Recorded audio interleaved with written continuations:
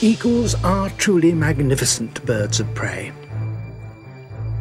Since the earliest times, they have been renowned for their sheer physical size, awe-inspiring hunting techniques, and for their superb mastery of flight.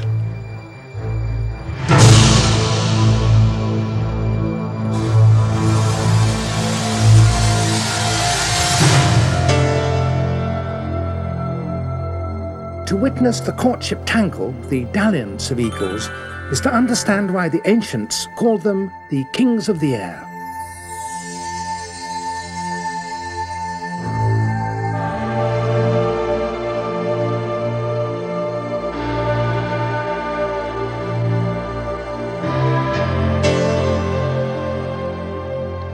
There's much variation between the 60 kinds of eagle. Some have impressive crests and are strikingly handsome. All have exceptional vision, strong hooked beaks and powerful talons. All are gentle and charming to watch when with their young. Each continent has its own species. Asia's huge-billed Steller's sea eagle is one of the world's largest, weighing around 20 pounds.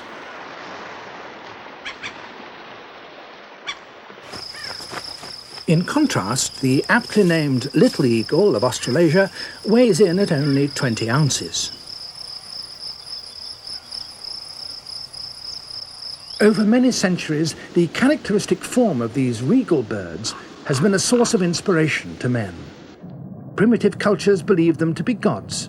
In later civilizations, knights, armies, and even empires used the eagle symbol to denote courage and strength. Because of references in the Bible, gargoyles and lecterns incorporating eagles are commonplace. Today, the eagle's name is still used in trade and commerce, from inn signs to insurance companies. The symbolism of its strength and power is undimmed. The bald eagle is the national emblem of the United States, and as such was proudly carried into space.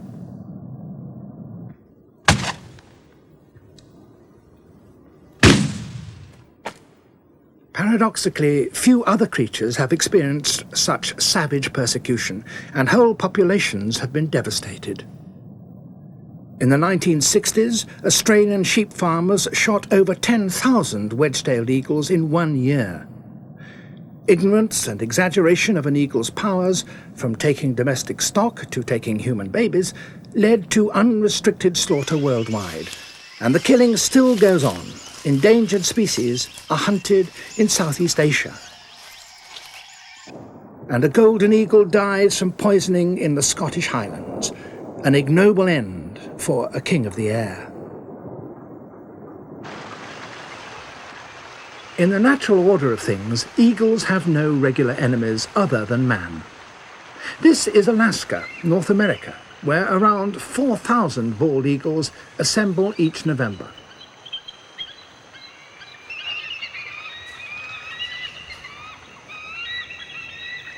Bald eagle is a misnomer. With distinctive white plumage on its head, the bird merely looks bald when seen from a distance. The temperature is 30 degrees below zero. The days are short, yet the largest congregation of eagles in the world is here, drawn together by an annual natural phenomenon. This is the magnet that attracts them. 2 million salmon struggling upriver from the Pacific to spawn and die in this, the Chilkat River, a glut of easy prey for the hungry bald eagles.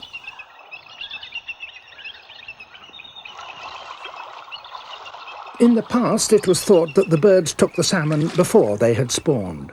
So for over 4 decades, America's national bird, the symbol of security and freedom, had a price on its head. A bounty was paid for each bird killed. Over 100,000 died before man's persecution ceased in 1952.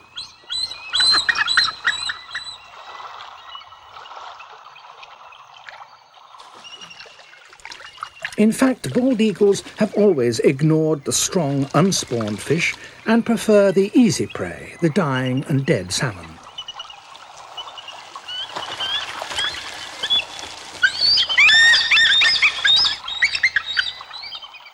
other birds, like this young glaucous-winged gull, also come to harvest the salmon. Cashing in on this abundant supply of winter food helps these eagles through the severe northern winter.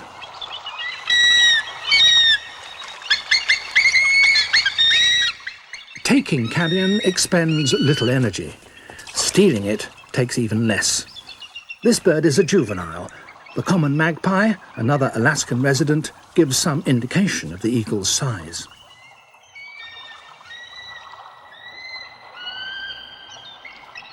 Away from the many fish-eaters, the concept of a lone eagle eking out an existence in a remote, hostile place is no flight of fancy. This is golden eagle territory. It could be North America, Asia, or Europe.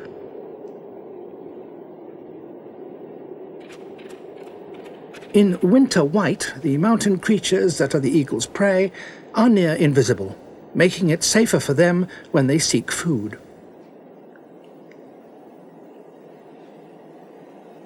The ptarmigan survives by searching out shoots and leaves from under the snow.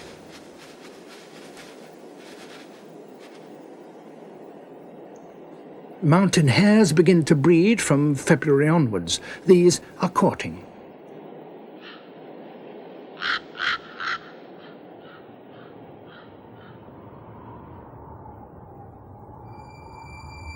On its large, broad wings, the great golden eagle patrols its domain.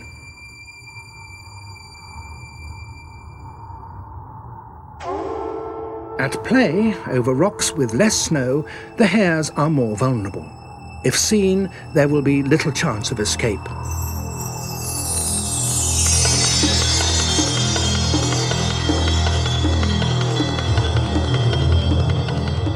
But the hares have speed on their side, and there are two of them.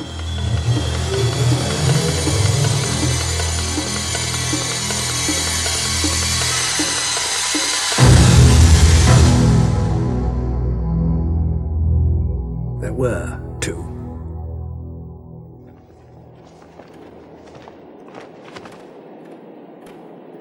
Most prey animals are taken on the ground. Death from powerful talons is quick. Eagles must kill to live, and in so doing improve the vitality of their prey species, weeding out usually the less fit creatures. To stay all year in this beautiful but harsh environment, wildlife has to be hardy to survive.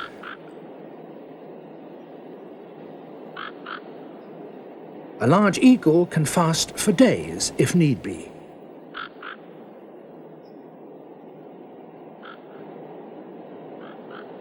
Snowstorms and blizzards make hunting more difficult. In the worst weather, a deer or sheep could succumb to the cold. Carrion may account for nearly half of the eagle's diet during the winter months.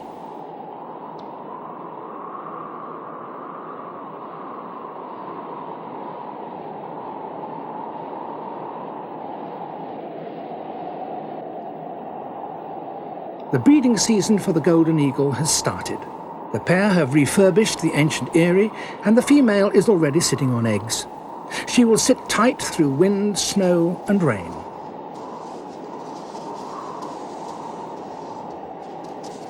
In these stark surroundings, the survival of the young is by no means certain. But there are other northern eagles, not adapted to overwinter in such cold conditions. For them, the innate pull of migration is strong. This is Israel in autumn, a place to witness one of nature's great spectacles, the migration of eagles. In these trees, eagles from Eastern Europe and Russia have rested overnight. They wait for the sun to heat the earth and the energy-saving thermals to rise.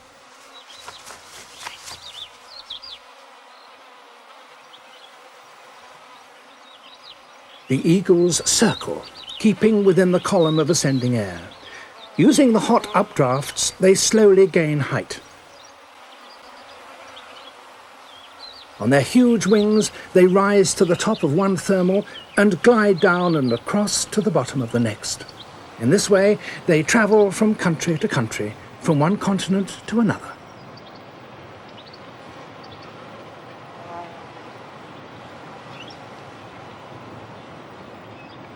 eagles are seen in large numbers along this land corridor between continents. As many as 200,000 of several different kinds will pass over Israel in 4 days. Of all the remarkable abilities of birds, none has caused more wonder than the soaring of eagles on their ancient migration routes. It was witnessed by Aristotle and Job.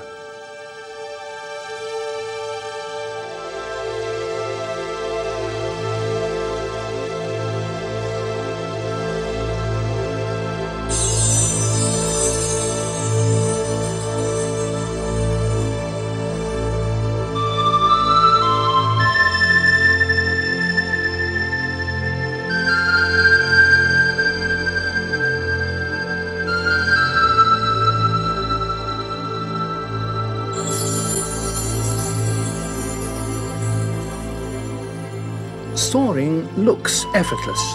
Indeed, keeping the wings outstretched requires only the minimum of energy. So the steppe and spotted eagles escape Europe's winter and travel towards the promise of warmth and food in Africa. Here, on the open plains that cover much of the continent, the huge herds of herbivores roam and are preyed upon by the great cats and wild dogs.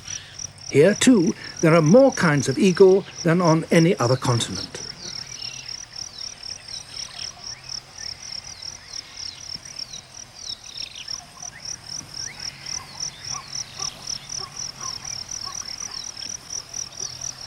Two months ago, this steppe eagle was in Russia. It will not return there till the northern spring. The more colourful bateleur is an all-year African resident. Quietly dozing on its roosting tree, it will take to the air when the thermals rise.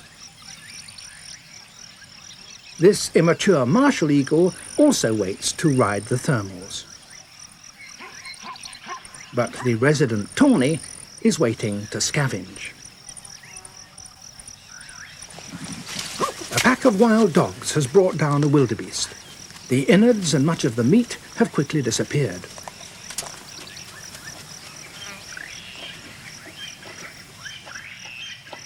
The kill has attracted a great deal of attention, and the tawnies are starting a scavenger's queue.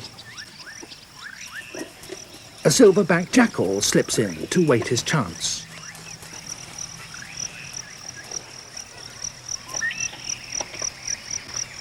There's not a lot to wait for. This hyena will need reinforcements if it intends to challenge the dogs for the carcass.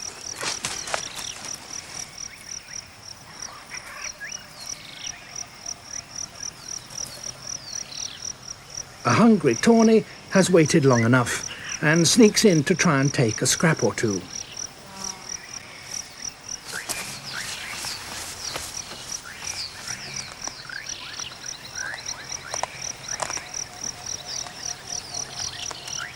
Having had their fill, the dogs start to move away, scattering the gathering hyenas. At once, a lappet-faced vulture swoops down for some small pickings. It's joined by a white-headed vulture, who also pushes in ahead of the queue. The two tawnies, squabbling over scraps of flesh, were the first feathered scavengers at the kill, but the vultures now take precedence.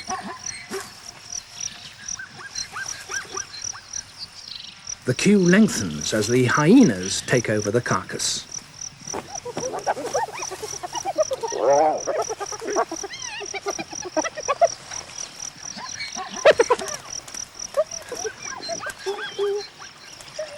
The dogs are loath to leave anything for the hyenas, but nevertheless they move off.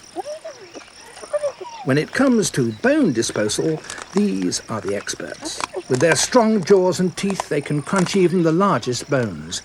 Scarcely a splinter will be left for the feathered scavengers, still waiting in order of rank.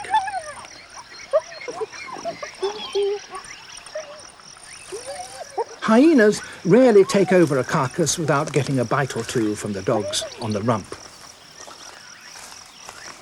All are not equal at this feast, and a subordinate must scavenge furtively.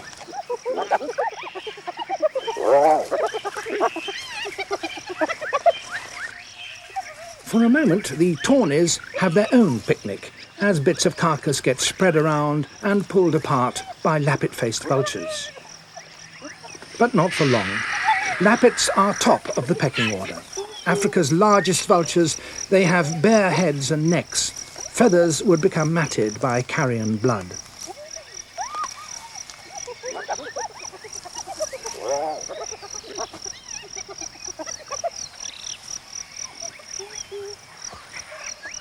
As more carcass spotters arrive, the jackal must be wondering if it's ever going to get a look in.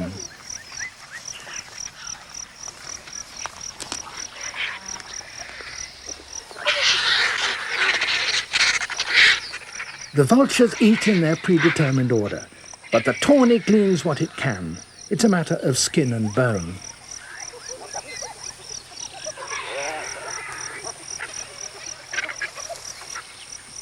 And now there's a latecomer to the kill, the marabou stork. With its great bill, it delicately picks up the last few morsels, and who would dare to challenge it?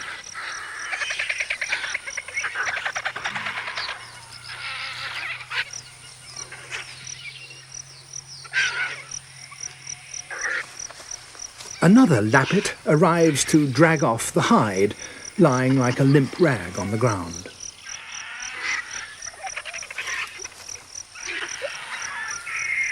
Still lurking on the fringe, the solitary jackal looks on as the hide and the last shreds are fought over.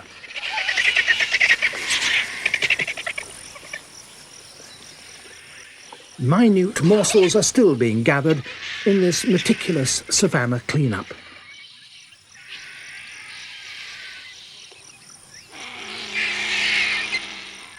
A tawny has seized the hide and boldly carries it off for an exclusive meal elsewhere.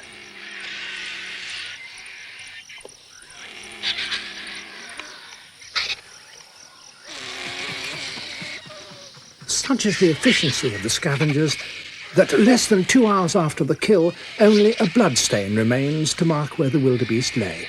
The other evidence is in the full crops of the scavengers. The bateleur usually avoids attending a crowded carcass. This one is entirely engrossed in making itself airworthy. After its scavenging scuffles, a tawny smooths out its ruffled feathers. All around, on their overnight perches, eagles are still waiting for takeoff time. This is a brown snake eagle. The impressive Marshall is the largest of Africa's eagles. When airborne, its wingspan measures 8 feet.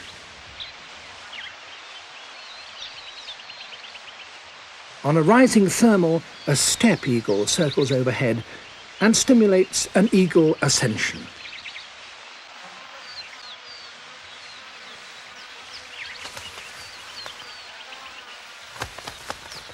Eagles hunt at different altitudes in different ways. Some spiral to great heights, beyond the range of human vision, to slowly scan the ground. Meanwhile, that most familiar of African eagles, the amazing bateleur, hunts at high speed at lower levels, taking small prey not visible to the high flyers. It can tilt its long wings in flight to soar on the slightest breeze, and its short tail provides good lift and low drag.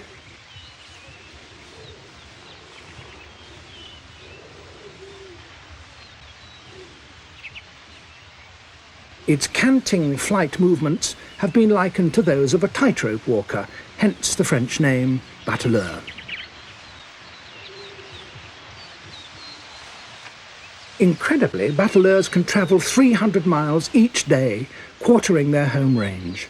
African tribes believe they never came to ground.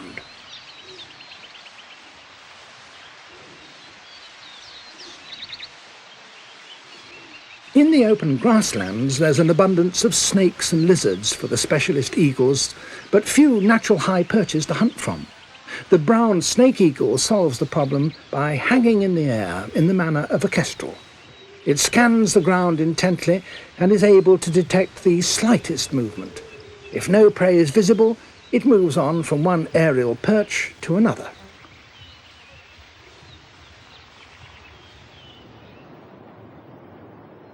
The hover hunter supreme is the black-breasted snake eagle. It hunts from considerable height, often as much as 1,000 feet up. And it's able to detect snakes on the ground where the human eye would only just make out the backs of zebras. When a victim is spotted, the eagle plummets down to make the kill.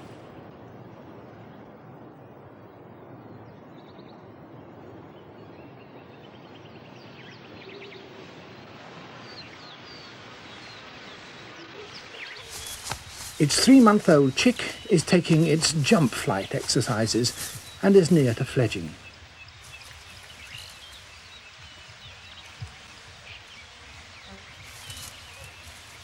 Black-breasted snake eagles take both venomous and non-venomous snakes. Having mangled the head, the snake is passed from foot to bill in flight and then swallowed, except for the tail. This the eaglet grasps to pull the snake from its parent's crop. It will swallow it whole, head first. With prey in crop, the female waits her turn at the nest. It will take several minutes for the chick to completely swallow the snake. All but the scaly skin will be digested. Along the tree-lined watercourses where the giant herbivores roam, the splendid Masai mouser is found. The Umbere tribe dubbed it the warrior. To them, it resembles a human warrior in ostrich plume headdress. Its more mundane title is long-crested eagle. Specializing in mice and rats, it hunts from a favorite perch and seldom travels far to make a catch. Its success rate is about 1 in 4. That was just an exploratory sortie.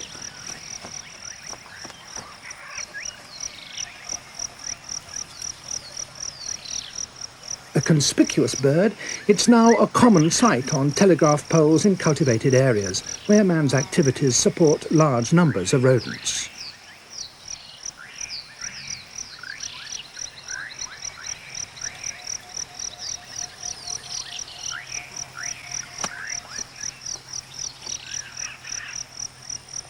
Unusually for an eagle, it doesn't need to tear flesh with its beak. Having a large gape, it swallows its victims whole.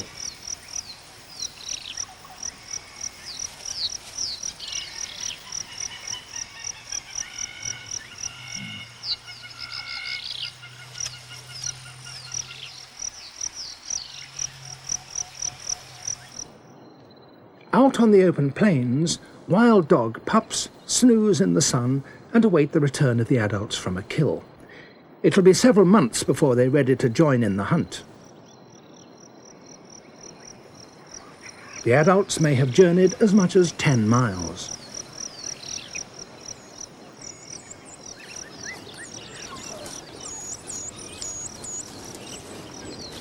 The sight of the pack stimulates the pup's digestive juices.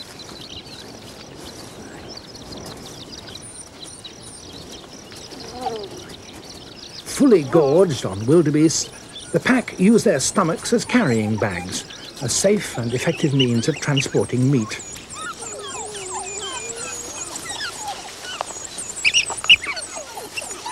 All the tails go up in greeting, and the pup's yelping stimulates the adults to regurgitate. Amazingly, enough food is brought for all to get a share.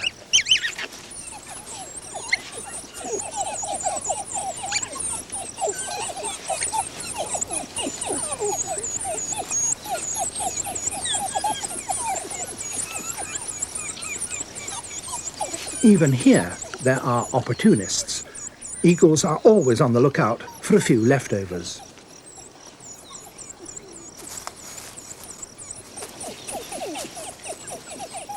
But they get short shrift from the adult dogs, jealously guarding every scrap.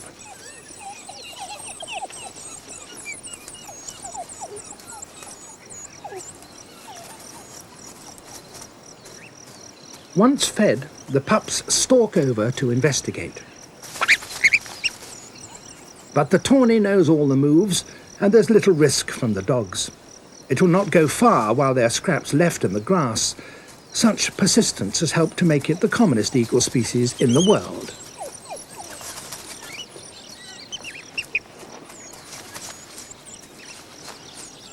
Like most dogs, these are everlastingly curious. It's all good practice, all part of growing up and learning about their environment.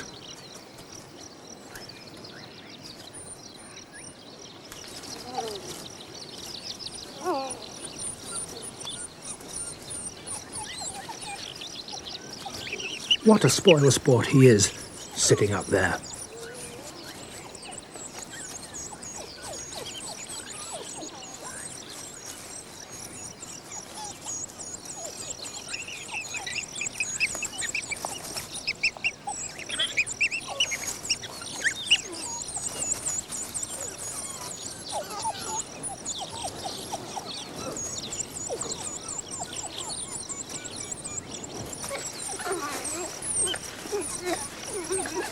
As the pups find a new plaything, the eagle's waiting game pays off.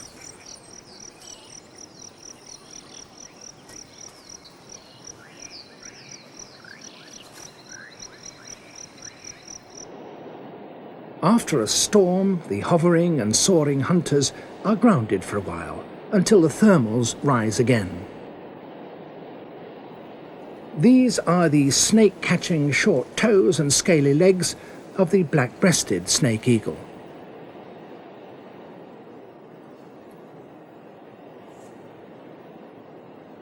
And this is the mighty martial eagle. While these spectacular hunters fast and wait, the effect of rain across the land brings green shoots for the herbivores and new feeding opportunities for other migrant and resident birds.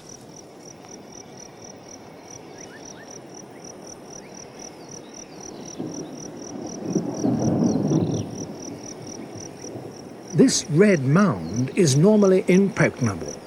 Few creatures can penetrate its iron-hard crust, but now the defences are down as the termites respond to the rain and emerge to swarm. They're ready to reproduce and fly off to mate and find new nest sites.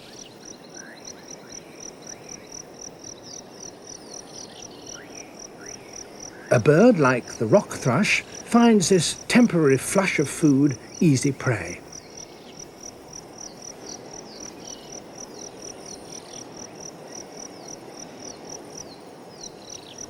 As the weather clears, a steppe eagle arrives to exploit the termites.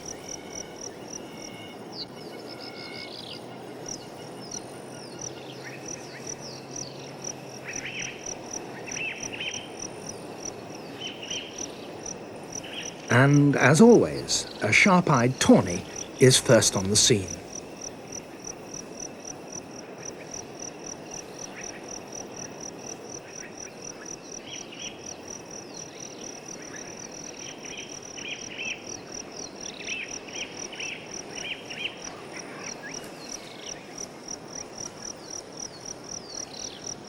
Whilst in Africa, the steppe eagle leads a nomadic existence, and for part of the time follows the rain over a wide area, specialising in termite taking.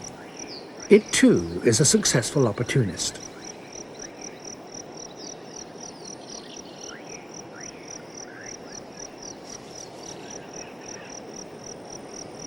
The food value of termites is high, and for this young steppe, a couple of thousand a day would be a good cropful.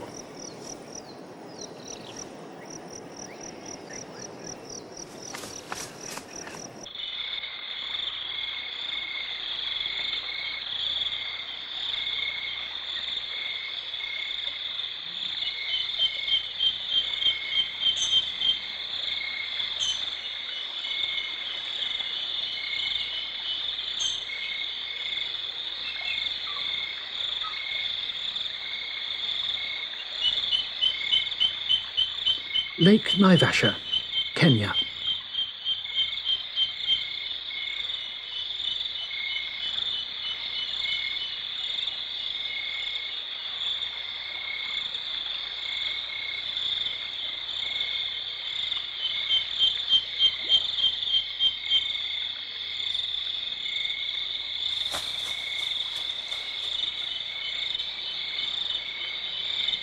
Africa is a land of contrasting habitats, and the Great Lakes harbour an eagle whose call typifies the African wilderness.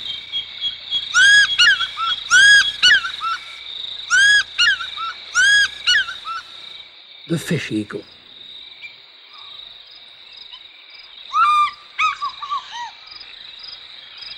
At first light, members of this African species fly from roosts around the lake to spend all day on fishing posts where territorial rights are declared.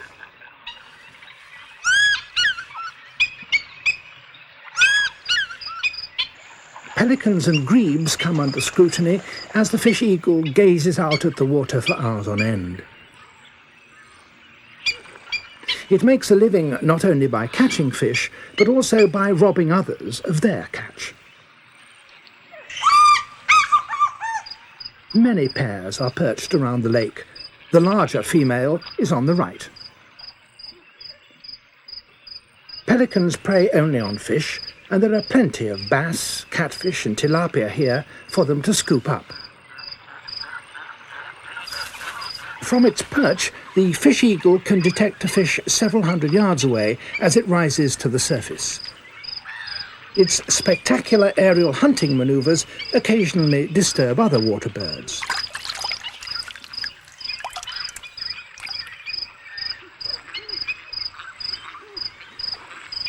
On average, only a few minutes of its day are spent fishing.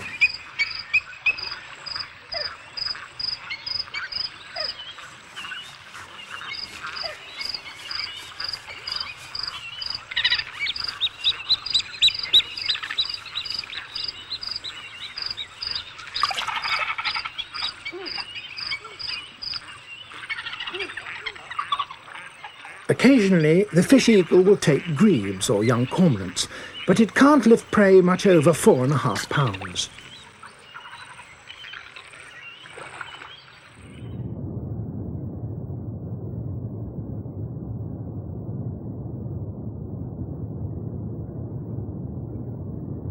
A strike is not always successful.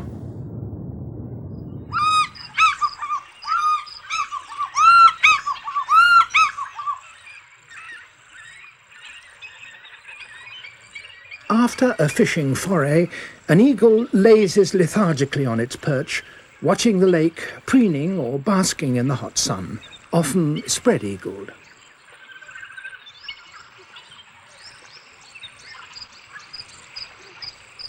Cormorants adopt this posture for drying out after diving.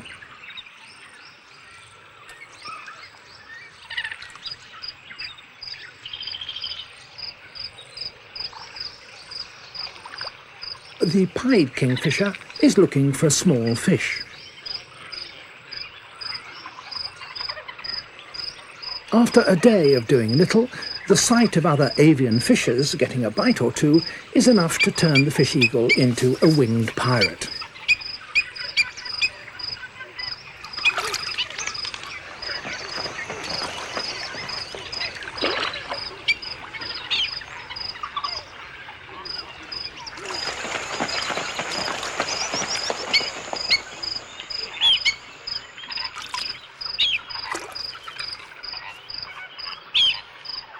Another eagle joins in the raid. Swooping and harassing so panics a pelican it will disgorge a recently swallowed fish.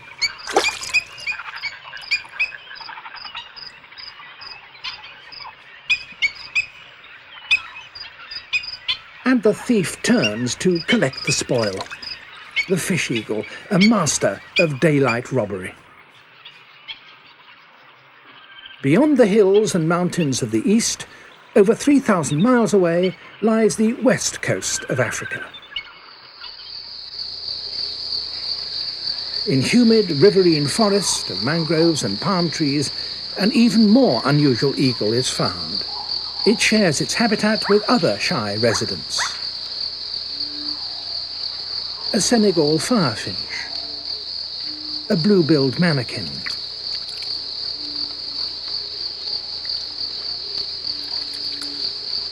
a red-cheeked cordon bleu,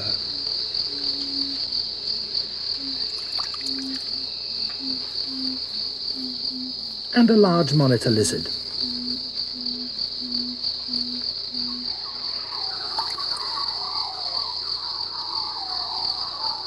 This unique eagle, with its bare face, long neck and small head, is so unlike other eagles in appearance and habits, it's puzzled naturalists for years. The monitor lizard comes to the pool to drink.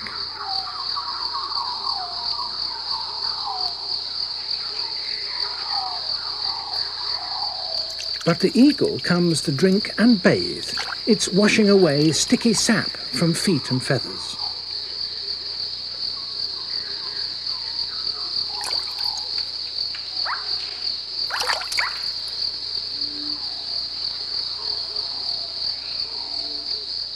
This strange species is only found where the Elias or raffia palm trees grow.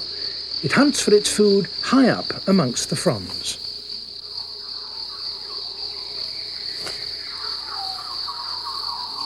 The huge hook-beaked bird is a vegetarian, the palm nut eagle. Although it doesn't eat palm nuts, it actually eats the fruit pulp covering them and is almost entirely dependent on this food.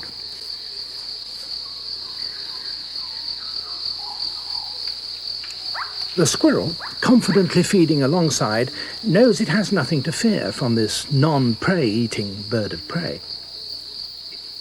The eagle's bare face allows it to dig deeper for juicier red fruit down at the base of the fronds.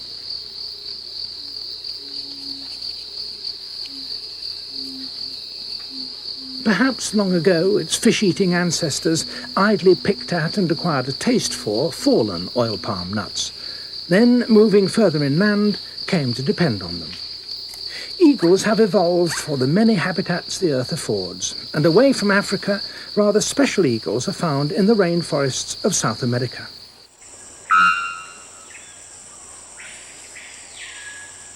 Rainforests contain a greater variety of life than any other habitat on Earth.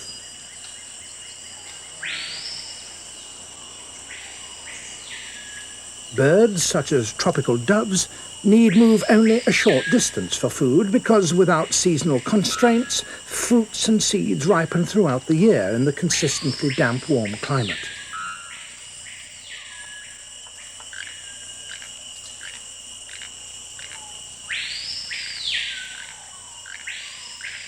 Spectacular birds, like the toucan, live high in the canopy. There's a wealth of species and countless hiding places in this shadowy world.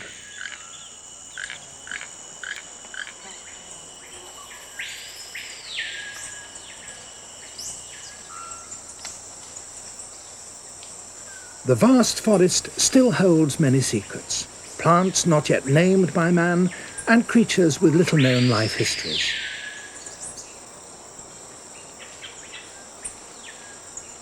One such inhabitant is the elusive, ornate hawk eagle, a beautiful and rare sight.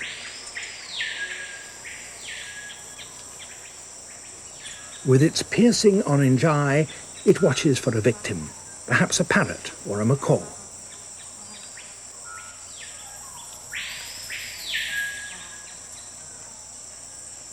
There's still much to learn about this elegantly crested bird.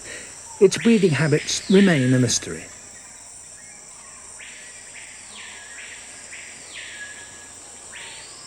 The top story is the domain of the most powerful bird on Earth. When it hunts, monkeys plummet from trees in panic. It's the harpy eagle.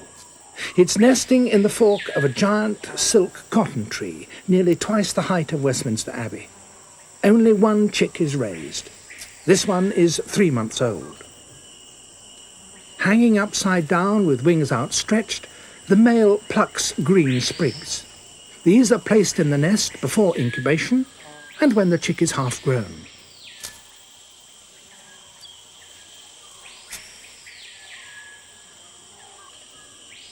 The short, broad wings of the harpy give it great maneuverability and speed among trees. Its feet are awesome weapons. The large claws stab deeply into the flesh of a monkey, making it easier to pull such a victim from a tree. The female shares the meal. The branch below this magnificent hunter is 3 feet thick. Harpies may live for as long as 40 years. Their eaglets remain dependent for a year and take 7 years to become sexually mature. The adults only breed every other year. Even if only half their chicks survived, they would more than maintain their numbers. But with rainforests under threat, the harpy's future is now uncertain.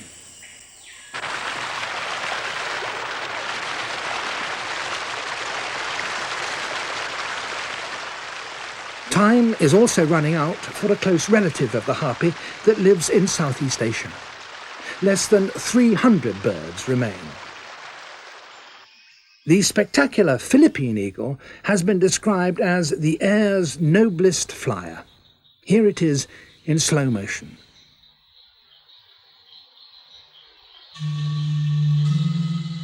It's found only in the mountain jungles of 4 islands in the Philippine archipelago.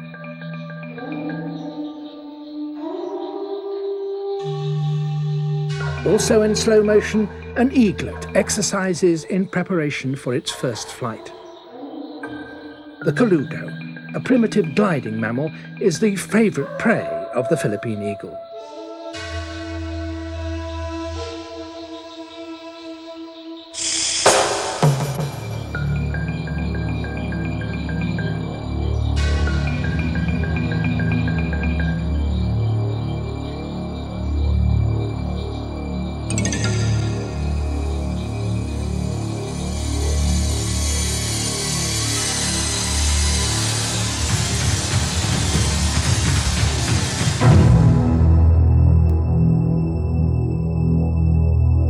The hungry chick awaits.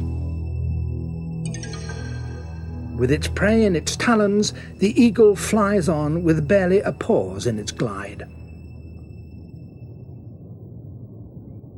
Once called the monkey-eating eagle, the new name reflects the Filipinos' national pride in their wildlife. Yet eaglets are still stolen and adults hunted. Not enough eaglets grow up to keep pace with adult deaths. Deforestation is destroying both food and habitat.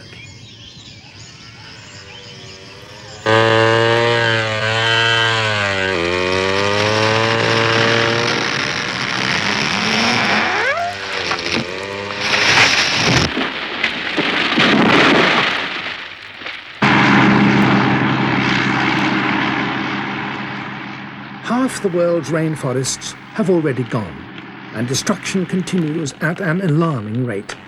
Logging produces timber for the affluent, developed countries, and burning makes way for cattle ranching.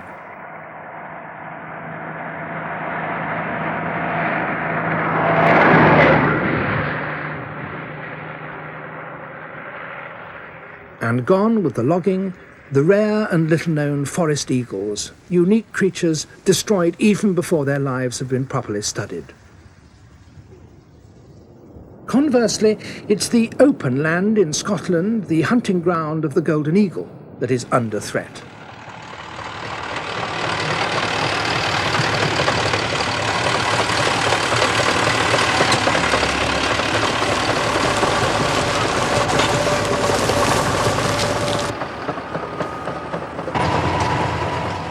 Vast stretches of isolated moorland are being systematically ripped open to make way for Sitka spruce trees.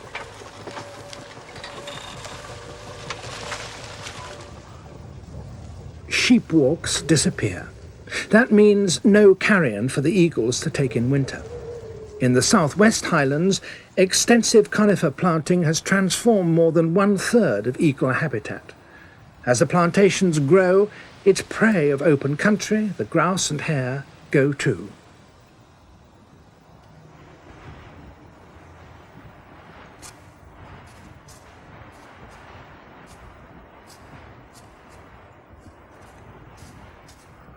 With no prey, an eagle dies. With fewer prey and smaller territories, eagle numbers decline. Since afforestation, the population of golden eagles has declined by 30% in the southwest highlands, yet this has not stopped eagle persecution. Some attitudes have not changed. A minority of gamekeepers, farmers and shepherds continue to poison illegally these splendid birds.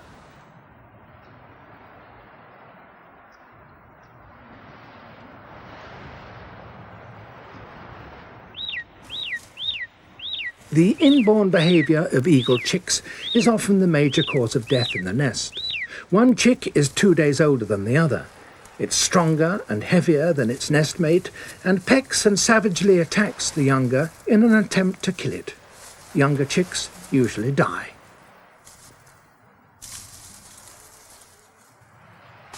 Called the Cain and Abel battle, it's a drama played out in the nests of many eagle species all over the world.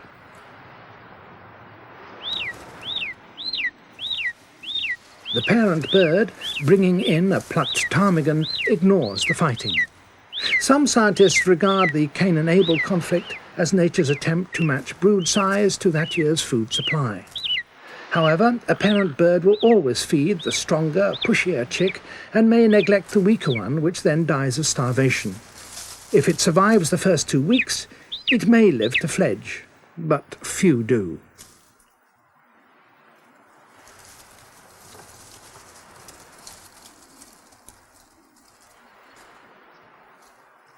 A male golden eagle needs to command a territory of 30 square miles to support a mate and young.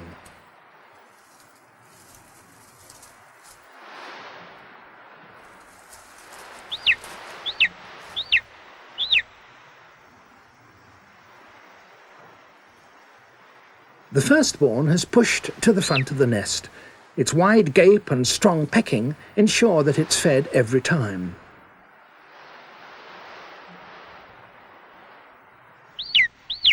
This aggressive, competitive trait makes it fitter and heavier at fledging, enhancing its chances of survival to adulthood. In countries where eagles are endangered, conservationists are embarking on projects to try and raise both chicks.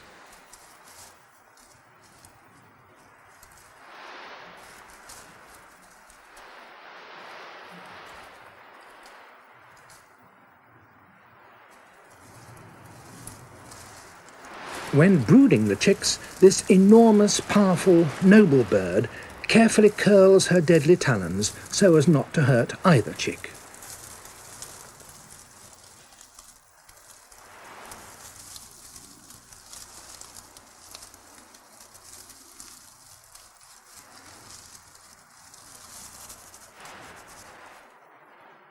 We took eggs at that one, and then one. Researchers in North America are involved in a program aimed at increasing the numbers of bald eagles and of reintroducing them into states where they have been exterminated. A striking example of the changing attitude to America's national bird. After an aerial survey of the Florida breeding grounds, the team is all set to remove eggs from a selected number of nests.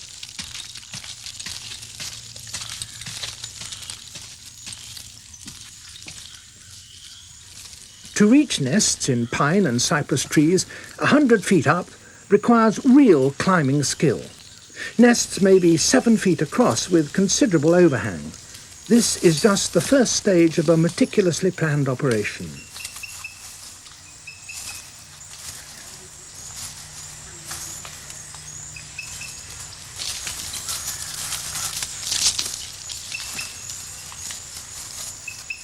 The mask and rubber gloves prevent contamination of the eggs from the throat and hands of the collector. From nest to ground, the eggs travel in a protective insulated container.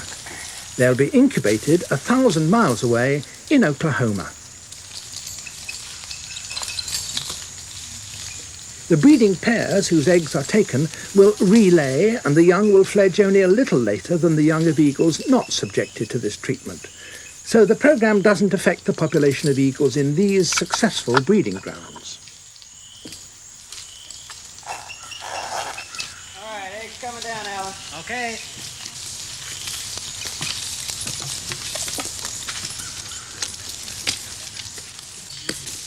Once on the ground, the eggs are placed in a portable incubator, which is held on a researcher's lap for the 36-hour journey to Oklahoma, the eggs being turned every 3 hours.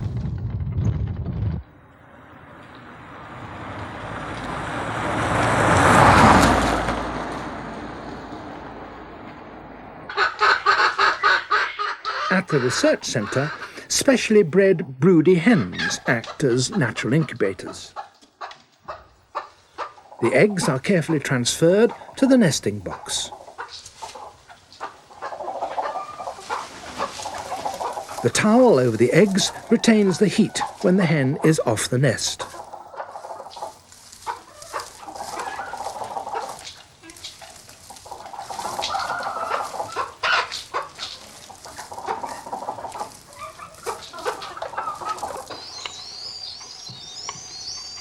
When they hatch, the eaglets are given a special diet of meat and fish, fed to them by an eagle-headed puppet.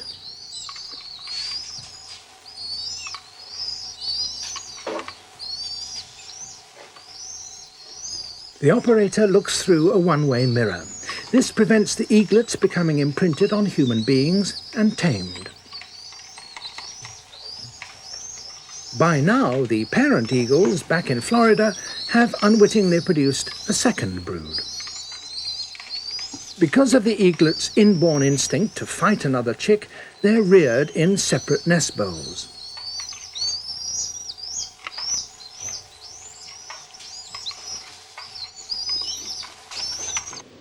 When they are weighed or measured, the handler wears camouflage to prevent imprinting on the human form. At 8 weeks, weighing 11 pounds, they're nearly ready to be taken to open-air enclosures in protected areas. When accustomed to their surroundings, they will be released but will be fed daily until they've learned to forage. A triumph for conservation. In Spain, where destruction of habitat and persecution have almost exterminated the Spanish imperial eagle, research work disclosed that young eagles were electrocuting themselves on pylons. Now redesigned, these make excellent perches, just the place for ejecting indigestible food. Another project concerns fostering. The eaglet on the left was the younger chick of another breeding pair. Removed and raised in captivity, it was then placed in this nest and accepted by these foster parents, whose egg was infertile. Had this eaglet not been removed, the older chick would probably have killed it. Fostered eaglets are weighed and measured and fitted with radio transmitters to monitor their survival after they leave the nest. Pico cera, 42,3. They're well protected in the Cotodonana breeding grounds, but the juveniles' wintering quarters are, unfortunately, outside this national park, in parts of Spain where the hunting pressures are greatest.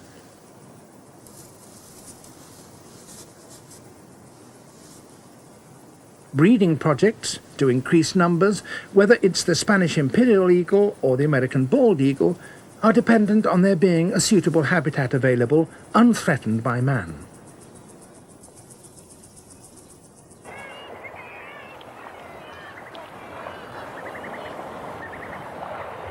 These cliffs in Scotland were once the domain of the white-tailed sea eagle. Persecuted by gamekeepers, egg thieves and trophy hunters, the population of British sea eagles was exterminated by 1918.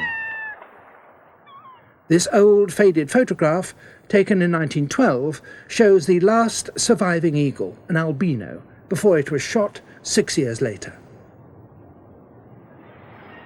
In the mid-70s, a 10-year programme to reintroduce sea eagles from Norway into Scotland was set up by the Nature Conservancy Council. The juvenile eagles have to be acclimatised before their release.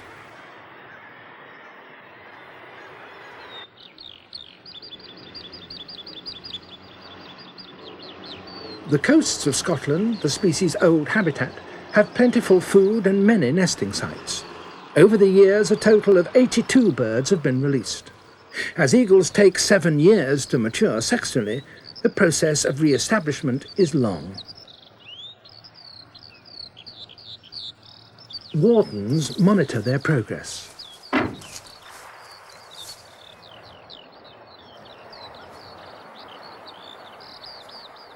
It seems a miracle that Scottish-born sea eagles are flying once more off these remote coasts.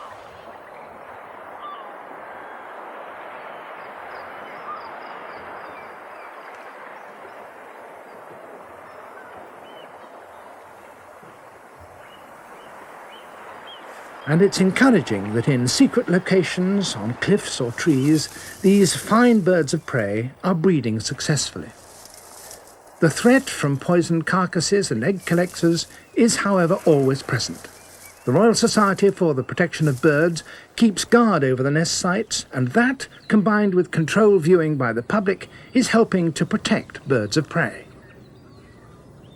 Viewing birds of prey not only educates, but also engenders a lasting interest and pride in nature and conservation. In addition, it brings in considerable revenue from visitors.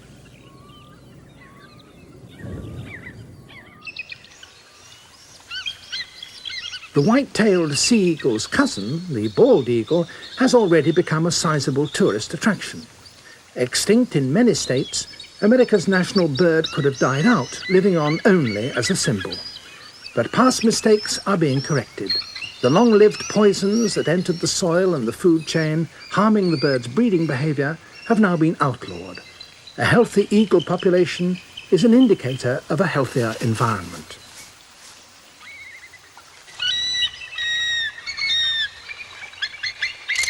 The wanton shootings that took place in this valley, where 100,000 bounties were claimed, are now illegal. Now man shoots only with cameras. The more people that see and enjoy the sight of an eagle in its natural terrain, the more it will be appreciated. But elsewhere, the human habit of conquest and destruction for profit still threatens other eagles. Past cultures believed both the eagle and its tree to be sacred. Such attitudes produced a harmony between people and the natural world. To destroy wilderness is to rock the foundations of our planet. But a new spirit is abroad. Now, once more, many people, even governments, understand that in wilderness is the preservation of the world.